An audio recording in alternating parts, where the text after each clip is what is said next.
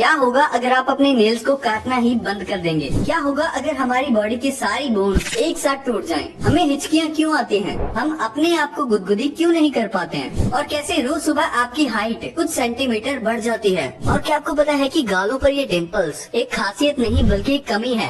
इस वीडियो में आप अपनी बॉडी के कुछ ऐसे ही अमेजिंग फैक्ट्स को जानने वाले हो। रहता है। नंबर 6 दोस्तों, साइकोलॉजी के अकॉर्डिंग जब हम किसी को पानी पीते हुए देखते हैं तो हमें भी प्यास लगने लग जाती है। लेकिन क्या आपको प्यास लगने के पीछे का बायोलॉजिकल रीजन पता है? असल में जब हम ज्यादा काम करते हैं, भाग दौड़ करते हैं, तो हमें थकान होने लगती है और पानी पीने की अर्ज महसूस होती है। जब हमारी बॉडी का वाटर लॉस हमारी बॉडी वेट के 1% के बराबर होता है तो हमें भयंकर प्यास लगने लगती है। और जब ये लॉस 5% तक होता है तो इंसान बेहोश हो सकता है। इसके अलावा अगर वाटर लॉस 10% तक होता है तो डिहाइड्रेशन की वजह से इंसान की मौत भी हो सकती है। नंबर 5 हमारी नाक हमें सांस लेने में हेल्प करती है। लेकिन ये कहना भी गलत नहीं होगा कि नोज ह्यूमन बॉडी की सुपर हीरो होती है, क्योंकि ह्यूमन नोज एक फिल्टर, हीटर और मॉइस्चर की तरह काम करती है। असल में ह्यूमन नोज का स्ट्रक्चर छोटी छोटी बोन्स से शेल्व्स की तरह बना हुआ होता है, जिसे टर्बिनेट्स कहते हैं। टर्बिनेट्स में ऐसी ब्लड वेसल्स होते हैं जो ठंडी एयर को गर्म और गर्म हवा को नॉर्मल और मॉइस्ट करते हैं, जिसका मतलब जब एयर आपके लंग्स में पहुँचती है तो वो काफी हद तक फिल्टर हो चुकी होती है। Number 4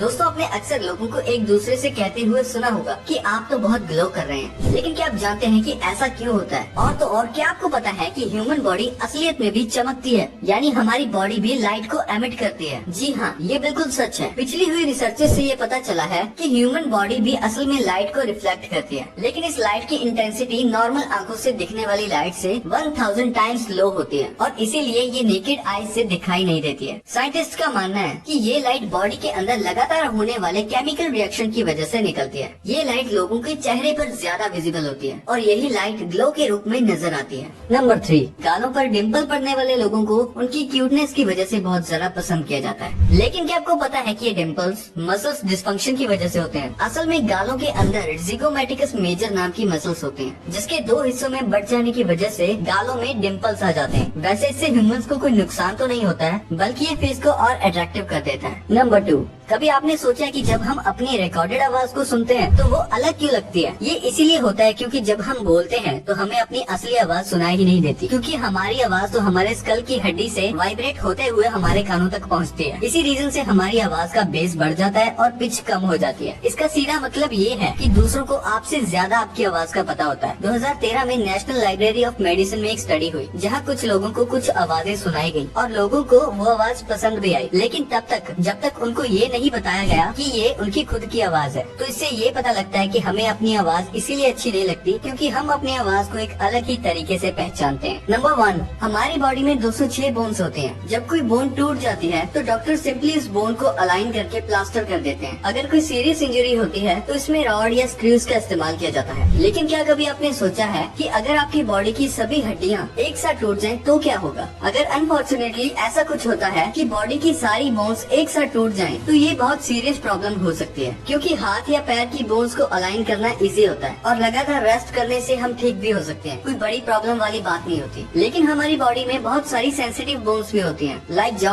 collar bone, back bone, इसे रिस्की बना देती हैं। वैसे सारी बोन्स का एक साथ टूट जाना बहुत रेयर होता है। 2011 में एक 22 साल का लड़का एक बिल्डिंग के 9th फ्लोर से गिर गया था, जिसकी ऊंचाई लगभग 100 फीट थी। लकीली उस लड़के की जान तो बच गई, लेकिन उसकी बॉडी की सारी हड्डियाँ टूट गई थी। 3 महीनों के ट्रीटमेंट के बाद भी वो लड़का ठीक नहीं हो पाया था और न ही उसकी सारी हड्डियां वापस से रिकवर हो पाई थी। यानी बॉडी की सारी बोन्स के टूटने के बाद रिकवर होना लगभग इम्पॉसिबल होता है। लेकिन काफी सारी बोन्स ऐसी होती हैं जिनका डैमेज होना आपको पूरी लाइफ के लिए पैरालाइज बना सकता है। तो दोस्तों, अब